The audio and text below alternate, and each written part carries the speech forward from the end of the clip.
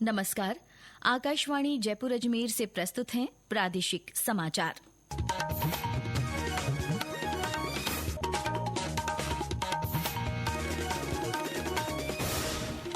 समाचारों के साथ मैं माधुरी वशिष्ठ।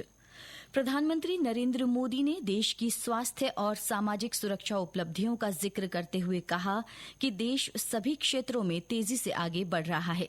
आज आकाशवाणी के मन की बात कार्यक्रम की 123वीं कड़ी को संबोधित करते हुए श्री मोदी ने विश्व स्वास्थ्य संगठन की रिपोर्ट का उल्लेख करते हुए बताया कि भारत को आंखों की बीमारी ट्रकोमा मुक्त घोषित किया गया है। अंतर्राष्ट्रीय श्रम संगठन की रिपोर्ट के बारे में श्री मोदी ने बताया कि देश की 64% आबादी को किसी न किसी सामाजिक सुरक्षा योजना का लाभ मिल रहा है।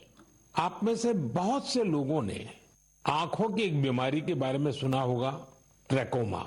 विश्व स्वास्थ्य संगठन WHO ने इस बात की सराहना की है कि भारत ने बीमारी से निपटने के साथ साथ उसके मूल कारणों को भी दूर किया है।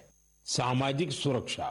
आज देश के लगभग 95 करोड़ लोग किसी न किसी सोशल सिक्योरिटी योजना का लाभ पा रहे हैं, जबकि 2015 तक 25 करोड़ से भी कम लोगों तक सरकारी योजनाएं पहुंच पाती थी। आपातकाल के बारे में बात करते हुए प्रधानमंत्री ने कहा कि इस दौरान लोगों को कठोर यातनाएं दी गईं और अभिव्यक्ति की आजादी का गला घोंटा गया। उन्होंने कहा कि हमें उन सभी लोगों को श्रद्धापूर्वक स्मरण करना चाहिए जिन्होंने आपातकाल का डटकर मुकाबला किया। अंतर्राष्ट्रीय योग दिवस के संबंध में श्री मोदी ने कहा कि दुनिया के कोने कोने में इसकी भव्य झलक दिखी। उन्होंने कहा कि योग दिवस वसुधैव कुटुंबकम का संदेश देता है। प्रधानमंत्री ने तीर्थयात्रा को सेवा के अवसरों का अनुष्ठान बताते हुए एक भारत श्रेष्ठ भारत का प्रतिबिंब बताया।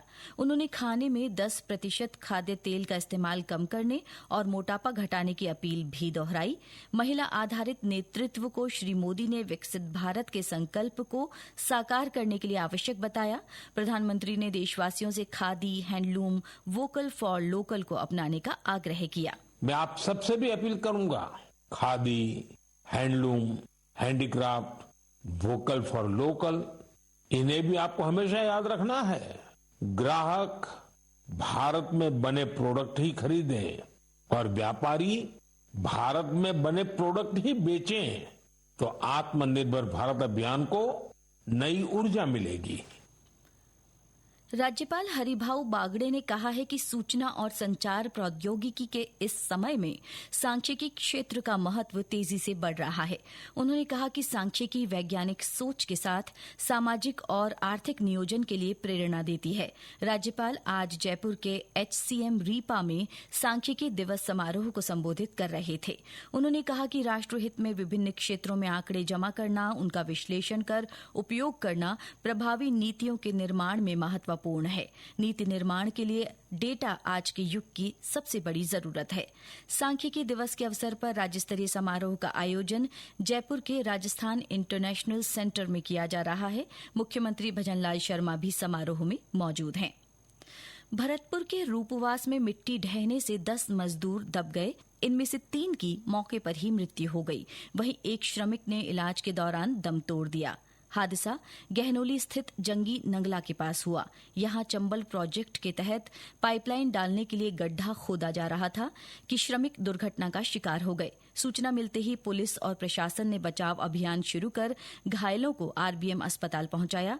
जिला कलेक्टर कमर चौधरी ने अस्पताल पहुंचकर घायलों का हाल जाना और घटना की जानकारी ली। उधर पाली के फालना क्षेत्र में धनी बामनिया रोड पर एक खेत में पानी की टंकी फटने से एक महिला की मृत्यु हो गई। हादसे में एक बच्चा भी गंभीर रूप से घायल हो गया। मौसम विभाग ने आज प्रदेश के 24 जिलों के लिए बारिश का येलो अलर्ट जारी किया है। इस बीच आज पाली के सादड़ी, फालना, बाली और मुंडारा क्षेत्र में करीब 2 घंटे मूसलाधार बारिश हुई। जालौर में सुबह रिमझिम बारिश का दौर चला। बाड़मेर के धनाऊ, चौहटन, शिव, नोखड़ा और गडरा रोड से भी अच्छी बरसात के समाचार हैं। इसके साथ ही प्रादेशिक समाचार बुलेटिन समाप्त हुआ। हमारा अगला बुलेटिन शाम 6:30 बजे प्रसारित होगा। नमस्कार।